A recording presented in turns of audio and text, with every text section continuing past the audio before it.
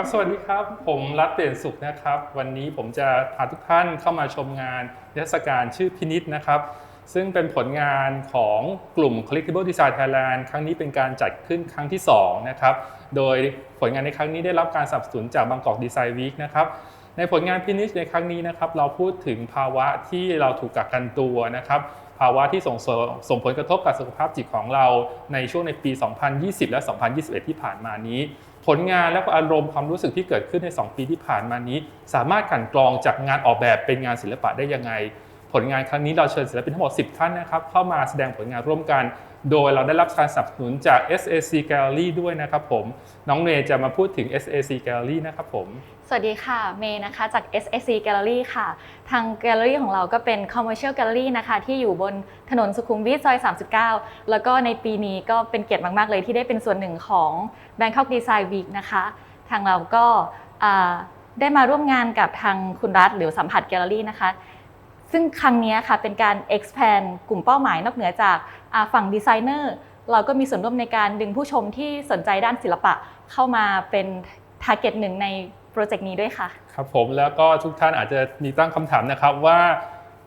สินค้าหรืองานออกแบบทำยังไงให้มันสามารถเป็นงานศิลปะได้แล้วเมื่อไหร่ที่เราเรียกว่างานศิลปะแล้วเมื่อไหร่ที่เป็นการเรียกว่างานออกแบบนะครับในผลงานในครั้งนี้นะครับคำว่าพินิจก็คือการพินิจพิเคราะห์นะครับเพราะว่าในช่วงที่ผ่านมาที่2ปีเนี่ยเราถูกจำกัดในพื้นที่ที่ค่อนข้างจำกัดพื้นที่พักอาศัยขนาดเล็กเราจะมีเวลาในการอยู่กับตัวเองมากขึ้นได้พินิจพิเคราะห์ในรายละเอียดและดีเทลมากขึ้นรวมถึงภายนอกและภายในจิตใจของตนเองผลงานออกแบบในครั้งนี้เราได้เชิญศิลปินและนักออกแบบที่มีชื่อเสียง10ท่านของประเทศไทยนะครับมาร่วมกันขบคิด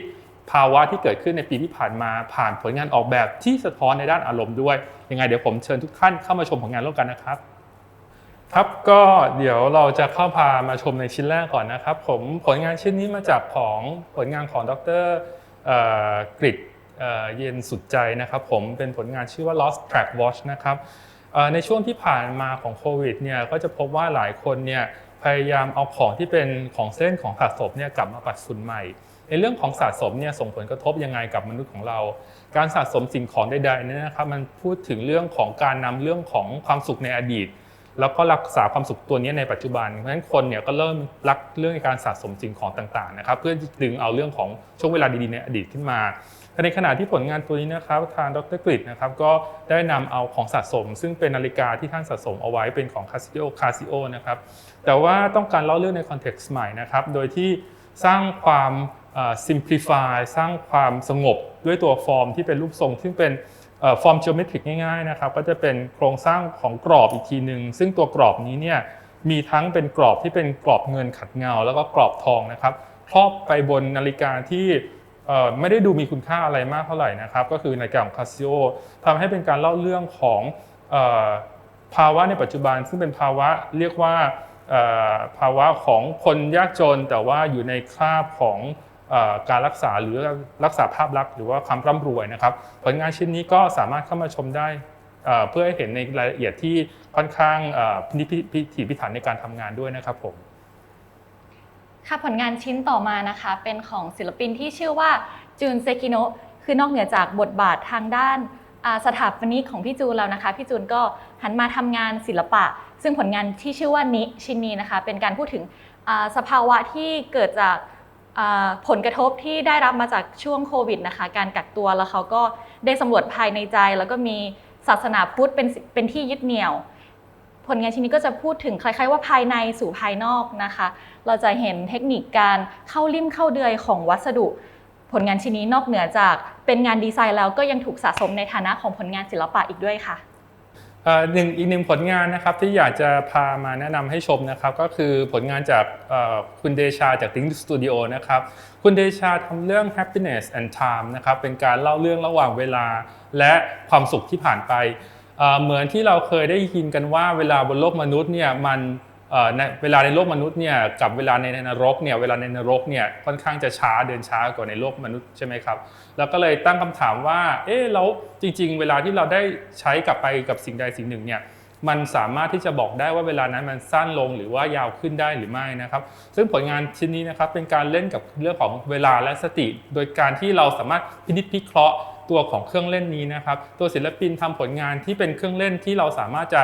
ใช้เวลากับตัวมันแล้วเรามานั่งสังเกตได้ว่าเวลาที่มันผ่านไปเนี่ยตกลงแล้วมันสั้นขึ้นหรือมันยาวกว่าปกตินะครับเหมือนในช่วงที่โควิดที่ผ่านมาบางคนก็บอกว่าเวลาในห้องเนี่ยมันช่างยาวนานเหลือเกินแต่บางคนคิดว่าทำสวนทำอาหารแป๊บเดียวก็หมดวันแล้วนะครับก็เป็นอีกหนึ่งผลงานที่ควรติดตามมาชมนะครับเดี๋ยวผมจะพาไปพบอีกผลงานนึงแล้วได้เจอกับตัวศิลปินด้วยนะครับ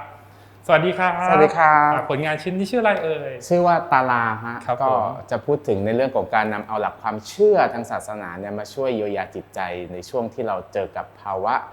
โรคระบาดจากโรคโควิดนะฮะแล้วก็ออกมาเป็นชิ้นงานชิ้นนี้ก็คือผมนำเอาหลักความเชื่อนี่แหละพูดถึงการทำสมาธิเวลาเราทำงานอะไรสักอย่างไปเนี่ยแล้วเราใจจดใจจ่อกับมันเนี่ยฮะเราก็จะทำให้มันเกิดสมาธิพอเกิดสมาธิเสร็จปุ๊บมันจะทำให้เรามีสติพอมันมีสติเสร็จปุ๊บเราก็จะคิดทำอะไรได้ก็คือทำให้เกิดปัญญาก็คือเวลาเราเจอวิกฤตหรืออะไรก็ตามแต่เนี่ยพอเรามีสติปุ๊บเราก็จะมี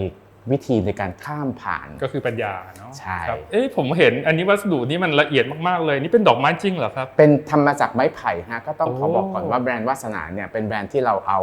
ภูมิปัญญางานจักสานในท้องถิ่นทางภูมิภาคทางภาคเหนือเนี่ยครับมาทำเป็นชิ้นงาน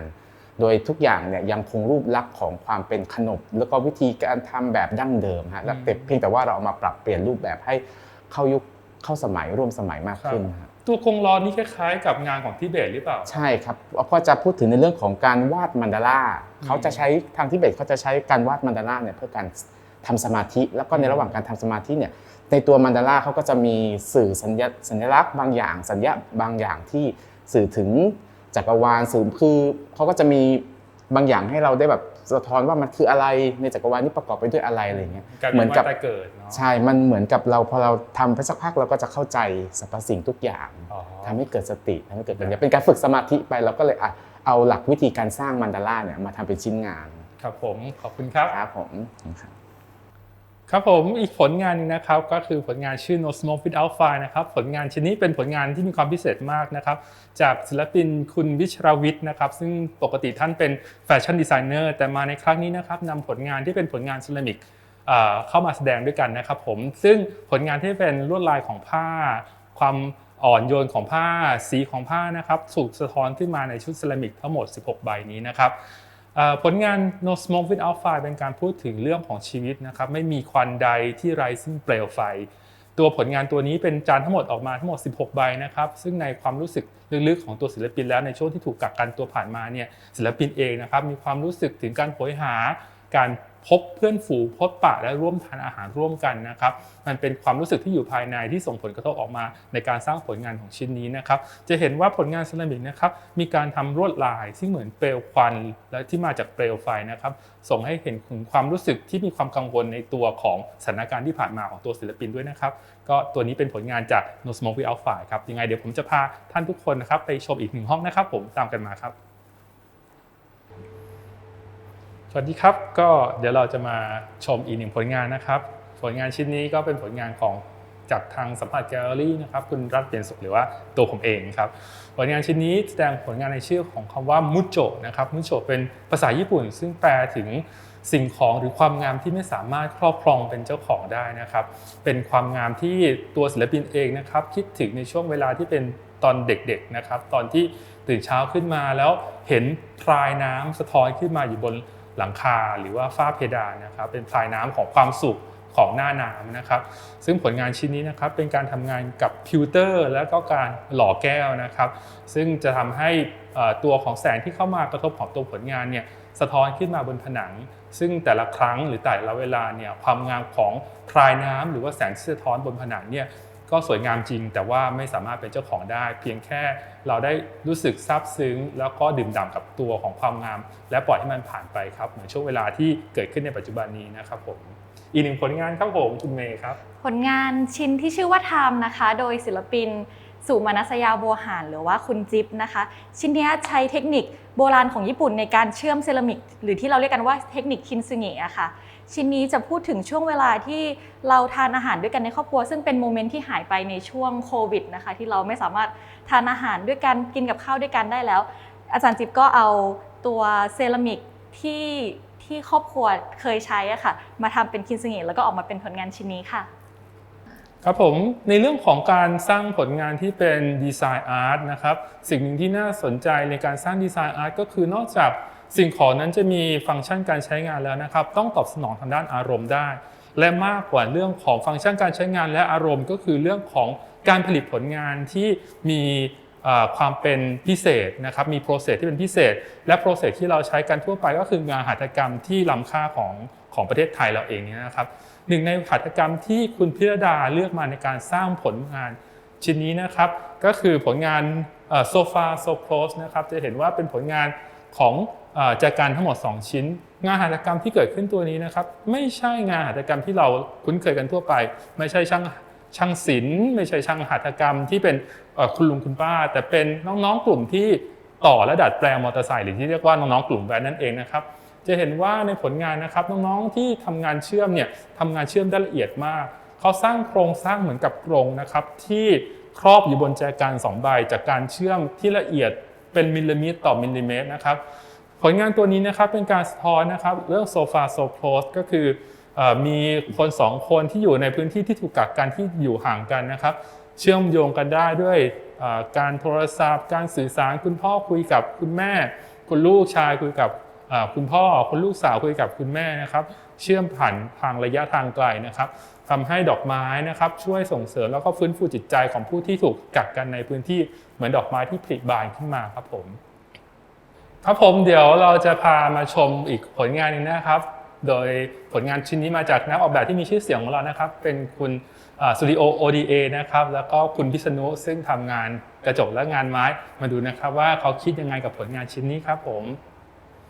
ผลงานที่ชื่อว่า C&Me นะคะก็ด้วยพื้นฐานความคิดที่เวลาเรากักตัวอยู่ในช่วงโควิดทุกคนจะอยากไปทะเลกันใช่ไหมคะงานชิ้นนี้ก็จะทำให้เรารู้สึกว่าคล้ายๆกับการได้ไปทะเลได้ไปนั่งริมทะเลแล้วก็พินิจพิเคราะห์จิตใจตัวเองนะคะซึ่งงานชิ้นนี้ก็ประกอบด้วยแผ่นกระจกที่เป็นตัวแทนของทะเลแล้วก็ไม้รกฟ้าที่เป็นตัวแทนของหาดทรายค่ะครับผมแล้วก็นอกจากนั้นนะครับเราจะเห็นว่าในโครงการนี้นะครับมีทั้งสถาปนิกนักออกแบบแฟชั่นนะครับแล้วก็นักออกแบบ Product Design เฟอร์นิเจอร์นะครับและอีกหนึ่งผลงานที่เรานำมาโชว์ในครั้งนี้ครับก็มีความแตกต่างกันนะครับคือผลงานชิ้นนี้นะครับมาจากนักออกแบบในกลุ่มของกราฟิกดีไซน์นะครับผมผลงานชิ้นนี้นะครับก็คือได้เชิญคุณปิยพงศ์นะครับซึ่งเป็นนักออกแบบกราฟิกดีไซน์ที่ได้รางวัลภายในประเทศและรางวัลในต่างประเทศมากมายนะครับผมโดยคุณปิยพงศ์นะครับได้ทำงานร่วมกับคุณอรุณซึ่งคุณอรุณเนี่ยได้รับผลกระทบอย่างมากในช่วงโควิดที่ผ่านมาเพราะนอกจากที่ตัวเองเจอภาวะโควิดแล้วยังพบว่าตัวเองป่วยเป็นมะเร็งด้วยดังนั้นคุณปิยพงศ์เนี่ยก็เลยเชิญชวนคุณอรุณซึ่งเป็นช่างภาพเนี่ยเก็บภาพที่เป็นภาพของชีวิตจริงๆของคนจริงๆนะครับคนที่ต้องเดินทางจากรถประจำทางคนที่เดินทางด้วยมอเตอร์ไซค์นะครับจนไปถึงโรงพยาบาลในทุกๆวันเป็นภาพทั้งหมดกว่า1,000 ภาพนะครับผมมาเล่าเรื่องราวของคนที่ประสบผลกระทบในช่วงโควิดนะครับผมหลังจากนั้นนะครับก็จะได้คุณปิยพงศ์ก็เชิญคุณธนพลนะครับช่วยมาตีความกลับไปใหม่นะครับจากผลงานที่ชื่อว่า City on the Eyelid มาเป็น Eyelid on the City ซึ่งเป็นผลงานที่คุณธนพลได้ศึกษาผลงานของช่างภาพคุณอรุณและนำมาเล่าเรื่องใหม่ก็จะกลายเป็นภาพผลงานชิ้นนี้นะครับซึ่งเป็นผลงานก็คือเป็นภาพของตัวไก่ชนสิ่งที่น่าสนใจของไก่ชนก็คือว่าในกรุงเทพนะครับสิ่งหนึ่งที่ถูกซ่อนไว้สัตว์ประเภทหนึ่งที่ถูกซ่อนไว้ในเมืองก็คือไก่ชนตามถนนใหญ่ๆอย่างเช่นสุขุมวิทนะครับถนนลาดพร้าวหรือว่าถนนหลักๆที่มีการเจริญของเศรษฐกิจค่อนข้างดีเราจะไม่เห็นตัวไก่ชนนี้แต่ในเวลาที่เราเดินไปตามตรอกนะครับตามพื้นที่แออัดกับพบว่ามันมีไก่ชนอยู่ไก่ชนมันจะเป็นตัวแทนของกลุ่มชนอีกกลุ่มหนึ่งนะครับซึ่งต้องพยายามต่อสู้ดิ้นรนในเมืองหลวงเมืองนี้นะครับซึ่งเป็นผลงานชิ้นนี้ก็ถูกแสดงขึ้นมาในผลงานที่ชื่อว่า Eyelid on the City ครับผมนี่เราก็พามาทุกท่านมาชมกันครบทั้งหมด10 ชิ้นงานนะครับผมและในผลงานของ Collectible Design Thailand 02ในชื่อผลงานของพินิจนี้นะครับทีมของ Collectible Design นะครับก็จะจัดกันทุกๆ2 ปีครั้งนะครับตามชื่อของผลงานพินิจครับและผลงานทั้งหมดนี้นะครับก็อยู่ในเฟสติวัลบางกอกดีไซน์วีคครับ